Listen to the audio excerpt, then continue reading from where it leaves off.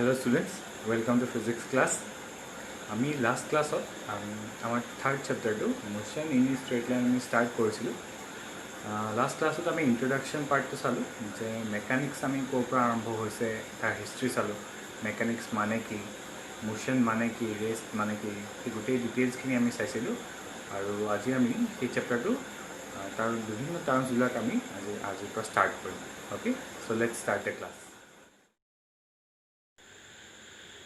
চেপ্টাৰটো আমি পঢ়িবলৈ যাওঁতে আমি কিছুমান নতুন নতুন টাৰ্ম আমি শিকিম, কিছুমান নতুন টাৰ্ম আমি পাম, যিবোৰ প্ৰথমতে মই তোমালোকক দিয়া আছে ইয়াতে ফিউ ইম্পৰ্টেণ্ট টাৰ্মছ বুলি মই লিখি থৈছোঁ। ফাৰ্ষ্ট চোৱা যে অবজেক্ট বুলি দিয়া আছে। অবজেক্ট বুলি ক'লে আমি কি বুজিম? The body under observation. আমি যদি কিবা এটা বস্তুক অবজাৰ্ভ কৰি আছোঁ, তাৰ মোশ্যনটোক অবজাৰ্ভ কৰি আছোঁ, তেনেহ'লে সেই বস্তুটোক আমি কি বুলি ক'ম? অবজেক্ট বুলি ক'ম। তেনেহ'লে অবজাৰ্ভাৰ কোন হ'ব? যিগৰাকীয়ে অবজেক্টটোক অবজাৰ্ভ কৰি আছিলে। Okay, so' the person observing the object is known as the observer. Position বুলি ক'লে আমি কি বুজিম? যে পজিশ্যন বুলি ক'লে আমি কি বুজিম? যে লোকেশ্যন ইন স্পেচ, স্পেচৰ কোনোবা এটা লোকেশ্যন বুলি গম পাম। Frame of reference, frame of reference মানে কি? যে a system of geometric axis in relation to which measurement of size, position or motion can be made. যে আমি যদিহে জিঅ'মেট্ৰিক এক্সেছবিলাকক লৈ পেলাই সাপেক্ষে আমি কোনোবা এটা বডিৰ চাইজ হওক, তাৰ মোশ্যন হওক, তাৰ পজিশ্যন হওক, এইবোৰ কথা যদি আমি পাতিম, তেতিয়াহ'লে সেই ফ্ৰেমটোক আমি কি বুলি ক'ম? ফ্ৰেম অফ ৰেফাৰেঞ্চ বুলি ক'ম। আমি এটা উদাহৰণৰ সহায়তে গোটেইকেইটা বস্তু বুজোঁ। ধৰি লোৱা তুমি খিৰিকীৰ কাষত বহি পেলাই কি কৰিছা? ৰাস্তাৰে গাড়ী এখন যোৱা চাই আছা। তো তুমি ভাবিছা যে গাড়ীখন কিমান স্পীডত গৈছে, তুমি মেজাৰ কৰিবলৈ বিচাৰিছা যে গাড়ীখন কিমান স্পীডত গৈছে। তুমি অনুমান কৰি পালা যে গাড়ীখন এপ্ৰক্সিমেটলি 40 km/h স্পীডত ছাপ'জ গৈ আছে। গতিকে তুমি কাক অবজাৰ্ভ কৰি আছা? গাড়ীখনক। গতিকে গাড়ীখন হ'ব কি? যে অবজেক্ট। কোনে অবজাৰ্ভ কৰি আছে? তুমি অবজাৰ্ভ কৰি আছা। গতিকে তুমি হ'বা কি? অবজাৰ্ভাৰ। আৰু তোমাৰ ফ্ৰেম অফ ৰেফাৰেঞ্চ কি হ'ব? তুমি তোমাৰ ঘৰৰ সেই ৰুমটোৰ পৰা চাই আছা। গতিকে সেই ৰুমটো হৈছে তোমাৰ ফ্ৰেম অফ ৰেফাৰেঞ্চ। তাৰমানে য'ৰ পৰা যিটো ফ্ৰেমত থাকি তুমি কি কৰি আছা? অবজেক্টটোক অবজাৰ্ভ কৰি আছা। Okay, so' in this cash your room will be the frame of reference. ধৰি লোৱা এবাৰ তুমি গাড়ীত বাছত বহি পেলাই কি কৰি আছা? তুমি ক'ৰবালৈ ফুৰিবলৈ গৈ আছা আৰু তুমি বাছত বহি বাছৰ খিৰিকীৰে তুমি কি কৰিছা? বাহিৰৰ বস্তুবোৰ চাই চাই গৈ আছা। তুমি খিৰিকীৰে চাওঁতে তুমি দেখিলা যে তোমাৰ ৰাস্তাৰ ছাইডত এজন মানুহে চাইকেল চলাই পিছফাললৈ গৈ আছে। তুমি যেতিয়া গাড়ীখনত বহি আগলৈ গৈ থাকিবা, তুমি কি দেখিবা? যে মানুহজনে চাইকেল চলোৱা মানুহজন পিছফাললৈ গৈ আছে। এতিয়া এই ক্ষেত্ৰত অবজেক্ট কোনজন হ'ব? যে চাইকেল চলাই থকা মানুহজন হ'ল অবজেক্ট। তুমি হ'লা অবজাৰ্ভাৰ, কাৰণ তুমি সেই মানুহজনক অবজাৰ্ভ কৰি আছা। আৰু তোমাৰ ফ্ৰেম অফ ৰেফাৰেঞ্চটো কি হ'ব? যে বাছখন। যিহেতু বাছখনৰ ভিতৰত তুমি বহি আছা, গতিকে সেইটোৱে হ'ব তোমাৰ ফ্ৰেম অফ ৰেফাৰেঞ্চ।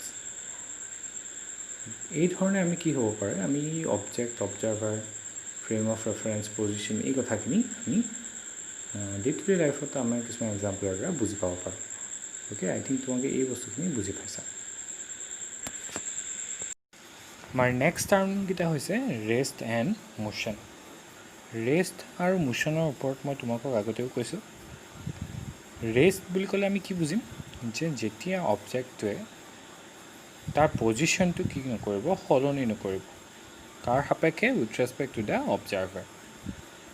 আৰু যদিহে অবজেক্টটোৱে তাৰ পজিশ্যনটো চেঞ্জ কৰে with respect to the observer, আমি তেতিয়া তাক কি বুলি ক'ম?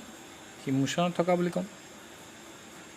আমি আগতেও কৈছিলোঁ, মই তোমালোকক আগতে এই কথা কৈছিলোঁ যে ৰেষ্ট আৰু মোশ্যন এই কথাকেইটা কেতিয়াও কি নহয়? এবছলিউট নহয়। ইহঁত সদায় ৰিলেটিভ। আমি ৰিলেটিভ বুলি এইকাৰণেই কৈছোঁ, কাৰণ এই গোটেই ইউনিভাৰ্ছখনত কোনো বস্তুৱে কি নহয়? কোনো বস্তুৱেই ৰেষ্টত থকা নাই। আমি যদি ভাবোঁ যে আমি পৃথিৱীখনত আছোঁ আৰু পৃথিৱীখন ৰৈ আছে, সেইটোতো ভুল হ'ব, কাৰণ পৃথিৱীখনে সূৰ্যৰ চাৰিওফালে কি কৰি আছে? মোশ্যনত আছে। ঠিক তেনেকৈ চানটোৱে কি কৰি আছে? সূৰ্যটোৱে কি কৰি আছে? আমাৰ গেলেক্সিখনক ৰোটেট কৰি আছে। অ'কে, চ' এনেধৰণেৰে প্ৰত্যেকটো বস্তুৱে কি কৰি আছে? মোশ্যনত আছে।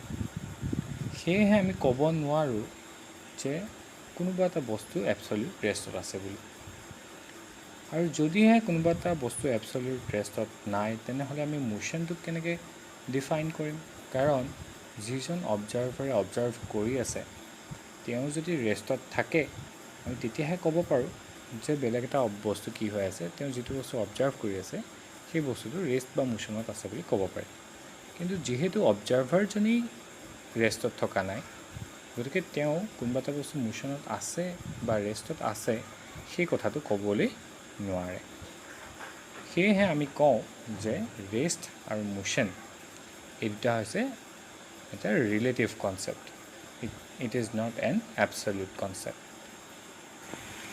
So, a body is said to be at rest if the position of the object is not changing with respect to the observer. আমি এটা বডি কেতিয়া ৰেষ্টত থকা বুলি ক'ম? যেতিয়া সি অবজাৰ্ভাৰৰ সাপেক্ষে তাৰ পজিশ্যনটো চেঞ্জ কৰা নাই, তেতিয়া। এগেইন মোশ্যনটো কেনেকৈ ক'ম? An object is said to be in motion if its position is changing with respect to the observer. Okay? Types of মোশ্যনৰ বিষয়ে যদি আমি পঢ়িবলৈ যাওঁ, তেনেহ'লে আমি আমাৰ ডে টু ডে লাইফত আমি বিভিন্ন ধৰণৰ মোশ্যন আমি দেখা পাওঁ। আমি যেতিয়া এখন ট্ৰেইনত গৈ থাকোঁ, আমাৰ এনেকুৱা অনুভৱ হয় যেন ট্ৰেইনখন একেটা স্পীডতে চলি গৈ আছে। যেতিয়া আমি বাছত বা বাইকত আমি যেতিয়া যাওঁ, আমি কি দেখোঁ? যে গাড়ীখন গৈ আছে হঠাতে ব্ৰেক মাৰিছে, আকৌ স্পীডটো তাৰ বাঢ়ি গৈছে, আকৌ কমিছে। চ' আমি তেনেকুৱা ধৰণৰ বিভিন্ন ধৰণৰ আমি মোশ্যন আমি দেখা পাওঁ। কেতিয়াবা যেতিয়া এটা অবজেক্ট ফ্ৰী ফল হয় due to the action of gravity, মধ্যাকৰ্ষণ শক্তিৰ দ্বাৰা কোনোবা এটা বস্তু যেতিয়া ওপৰৰ পৰা তললৈ সৰি পৰে, তাৰো মোশ্যনটো আমি দেখিছোঁ। গতিকে আমি নেচাৰত আমাৰ চাৰিওপাশে বিভিন্ন ধৰণৰ আমি কি দেখোঁ? মোশ্যন দেখোঁ। কেতিয়াবা দেখোঁ যে অবজেক্ট এটা একেটা দিশতে চিধা এটা লাইনত গৈ আছে, কেতিয়াবা দেখোঁ যে সি তাৰ ৰাস্তাটো একা বেকাকৈ গৈছে।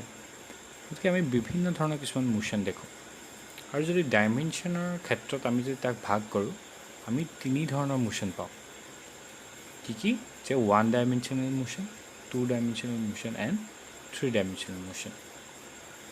1 ডাইমেনশ্যনেল মোশ্যন বুলি ক'লে আমি কি বুজিম? যদিহে এটা অবজেক্টে কি কৰে? কেৱল এটা দিশত গতি কৰে, কেৱল এটা ষ্ট্ৰেইট পাথত সি কি কৰে? মুভ কৰে, তেতিয়া আমি কি বুলি ক'ম তাক? 1 ডাইমেনশ্যনেল মোশ্যন। অ'কে, যদি সি যেতিয়া মুভ কৰোঁতে সি একেটা পাথতে একেটা ডাইৰেকশ্যনত গতি নকৰি যদি সি একা বেকাকৈ যায়, সি যদি এখন প্লেনত এখন সমতলত সি মুভ কৰে, তেনেহ'লে আমি তাক কি বুলি ক'ম? 2 ডাইমেনশ্যনেল মোশ্যন বুলি ক'ম।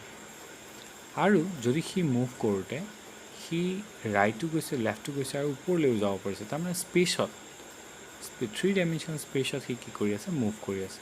তেনেকুৱা ধৰণৰ মোশ্যনক আমি কি ক'ম? 3 ডাইমেনশ্যনেল মোশ্যন বুলি ক'ম।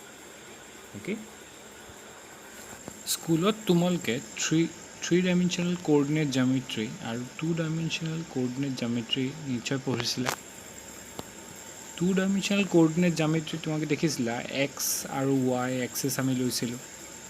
আৰু কোনোবা এটা বস্তুৰ কোনোবা এটা অবজেক্টৰ পজিশ্যন আমি বুজাবলৈ হ'লে আমি তাত কি কোঅৰ্ডিনেটেৰে বুজাইছিলোঁ? এক্স কোঅৰ্ডিনেট আৰু ৱাই কোঅৰ্ডিনেট। তাৰমানে এটা অবজেক্টৰ লোকেশ্যন বুজাবলৈ যাওঁতে 2 ডাইমেনশ্যনেল কোঅৰ্ডিনেট জামেট্ৰিত আমি তাৰ এক্স কোঅৰ্ডিনেটটো ক'বলগীয়া হৈছিলে, লগতে আমি তাৰ ৱাই কোঅৰ্ডিনেটটো ক'বলগীয়া হৈছিলে। একেধৰণেৰে যেতিয়া আমি 3 ডাইমেনশ্যনেল কোঅৰ্ডিনেট জামেট্ৰিৰ কথা পাতিম, তেতিয়া কি হ'ব? আমি কি কৰিব লাগিব? তেতিয়া আমি এক্স আৰু ৱাইৰ লগতে জেড এক্সিছৰ কোঅৰ্ডিনেটটো আমি ক'ব লাগিব। তেতিয়া আমি তিনিটা কোঅৰ্ডিনেটৰ দ্বাৰা কোনোবা এটা অবজেক্টৰ পজিশ্যনটো আমি কি কৰিব পাৰোঁ? লোকেট কৰিব পাৰোঁ। ইয়াত মই তোমালোকক কোঅৰ্ডিনেট জামেট্ৰিৰ কথা এইকাৰণেই কৈছোঁ, যিহেতু আমি থ্ৰী ডাইমেনশ্যনেল স্পেচত কি কৰোঁ বসবাস কৰোঁ গতিকে আমাৰ পজিশ্যনটো আমাৰ লোকেশ্যনটো আমি কি কৰোঁ আমি তিনিটা কোঅৰ্ডিনেটৰ দ্বাৰা এক্সপ্ৰেছ কৰিব পাৰোঁ এক্স ৱাই আৰু জেড এক্সিছৰ কোঅৰ্ডিনেটছকেইটাৰ সহায়ত আমি এই কোঅৰ্ডিনেটকেইটা কেনেধৰণে সলনি হৈছে তাৰ ওপৰতে আমি ক'ব পাৰোঁ যে কোনোবা এটা অবজেক্টৰ মোশ্যন ওৱান ডাইমেনশ্যনেল হৈছে কোনোবা এটা অবজেক্টৰ মোশ্যন টু ডাইমেনশ্যনেল হৈছে আৰু কোনোবা এটা অবজেক্টৰ মোশ্যন থ্ৰী ডাইমেনশ্যনেল হৈছে গতিকে তোমালোকে এই কোঅৰ্ডিনেট এক্সেছবিলাকৰ থ্ৰুদি সহায়তে আমি কি কৰিব পাৰিম যে ওৱান ডাইমেনশ্যনেল টু ডাইমেনশ্যনেল আৰু থ্ৰী ডাইমেনশ্যনেল মোশ্যনৰ বিষয়ে আমি জানিব পাৰিম গতিকে তোমালোকে এটা কথা মনত ৰাখিবা যে এটা অবজেক্টৰ লোকেশ্যন এটা অবজেক্টৰ পজিশ্যনটো এক্সপ্ৰেছ কৰিবৰ কাৰণে আমাক কেইটা কোঅৰ্ডিনেটৰ প্ৰয়োজন তিনিটা এক্স ৱাই আৰু জেড কোঅৰ্ডিনেটছ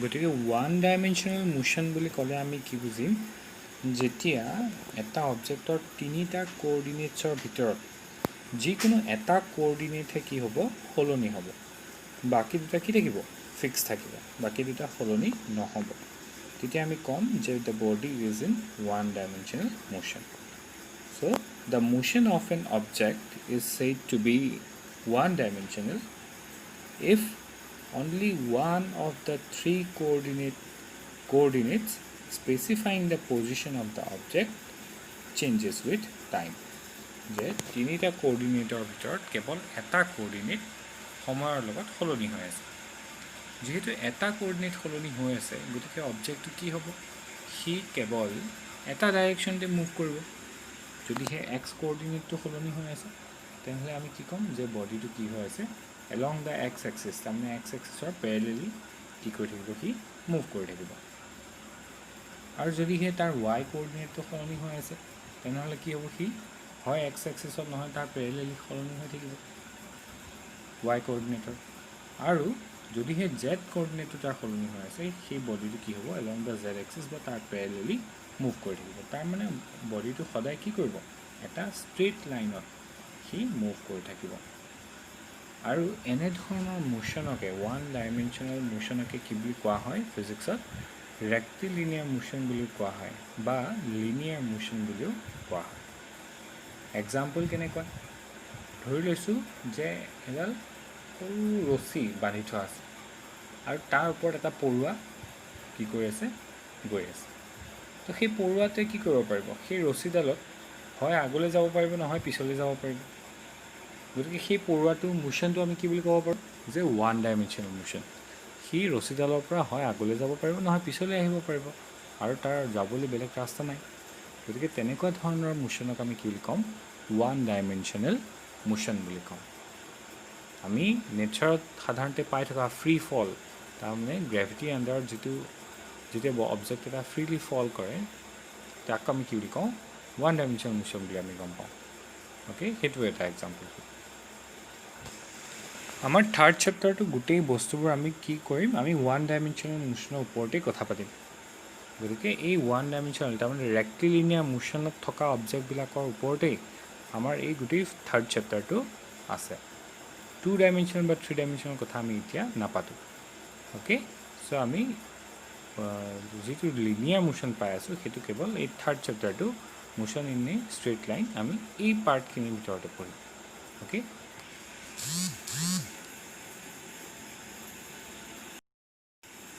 টু ডাইমেনশ্যনেল মোশ্যন বুলি ক'লে তেনেহ'লে আমি কি বুজিম যেতিয়া তিনিটা কোঅৰ্ডিনেট এক্স ৱাই জেড এই তিনিটা কোঅৰ্ডিনেটৰ ভিতৰত যিকোনো দুটা কোঅৰ্ডিনেট সলনি হৈ থাকিব তাৰমানে এক্স আৰু ৱাইও সলনি হৈ থাকিব পাৰে বা ৱাই আৰু জেড সলনি হৈ থাকিব পাৰে বা এক্স আৰু জেড সলনি হৈ থাকিব পাৰে তেনেকুৱা ধৰণৰ মোশ্যনক আমি কি বুলি ক'ম টু ডাইমেনশ্যনেল মোশ্যন বুলি ক'ম if only two of the three coordinates specifying the position of the object changes with time then that kind of motion is called two-dimensional motion example কি হ'ব যদিহে এখন প্লেনত কিবা এটা অবজেক্ট মুভ কৰি আছে সেই যে পৰুৱাটো ৰছীডালৰ ওপৰত গৈ আছিলে সি আহি পেলাই এতিয়া কি হ'ল ছাপ'জ তোমাৰ টেবুলৰ ওপৰত মুভ কৰি আছে টেবুলৰ ওপৰত মুভ কৰি থাকিলে সি কি কৰিব পাৰিব সি লেফ্টটো যাব পাৰিব ৰাইটো যাব পাৰিব আগলৈও যাব পাৰিব পিছলৈও যাব পাৰিব সেইখন প্লেনত মুভ কৰি থাকিব পাৰিব গতিকে তাত আমি কি পাম এক্স আৰু ৱাই এক্সিছ যদি আমি কল্পনা কৰি লওঁ তেনেহ'লে তাৰ দুটা কোঅৰ্ডিনেট তাত চেঞ্জ হৈ থাকিব তাৰ পজিশ্যনটো বুজাবৰ কাৰণে গতিকে তেনেকুৱা ধৰণৰ মোশ্যনটোক আমি কি বুলি ক'ম 2 ডাইমেনশ্যনেল মোশ্যন বুলি ক'ম আৰু যদি অবজেক্টটোৰ তিনিওটা কোঅৰ্ডিনেটে কি হৈ থাকে সলনি হৈ থাকে তাৰমানে all the 3 coordinates specifying the position of the object changes with time then that kind of motion is called 3 dimensional motion যে এক্স ৱাই আৰু জেড এই তিনিওটা কোঅৰ্ডিনেটে কি হৈ আছে সলনি হৈ আছে তেতিয়া আমি সেই অবজেক্টটোৰ মোশ্যনটো কি বুলি ক'ম 3 ডাইমেনশ্যনেল মোশ্যন বুলি ক'ম এক্সাম্পল কি হ'ব যে চৰাই এটা উৰি আছে তো চৰাইটো উৰি থাকোঁতে সি তাৰ এক্স ৱাই জেড তিনিওটা কোঅৰ্ডিনেটে আমি পাম লেফ্টটো যাব পাৰে ৰাইটো যাব পাৰে ওপৰলৈও সি উৰিব পাৰে গতিকে আমি যদি তিনিটা এক্সেছ আমি কল্পনা কৰি লওঁ এক্স এক্সিছ ৱাই এক্সিছ আৰু জেড এক্সিছ তেনেহ'লে সেই তিনিওটা এক্সিছৰ কোঅৰ্ডিনেটছবিলাক কি হৈ থাকিব সলনি হৈ থাকিব গতিকে আমি ক'ব পাৰোঁ যে যিকোনো এটা অবজেক্ট যদি সি স্পেচত মুভ কৰি আছে তেনেহ'লে অবজেক্টটো 3 ডাইমেনশ্যনেল মোশ্যনত আছে বুলি ক'ব পাৰিম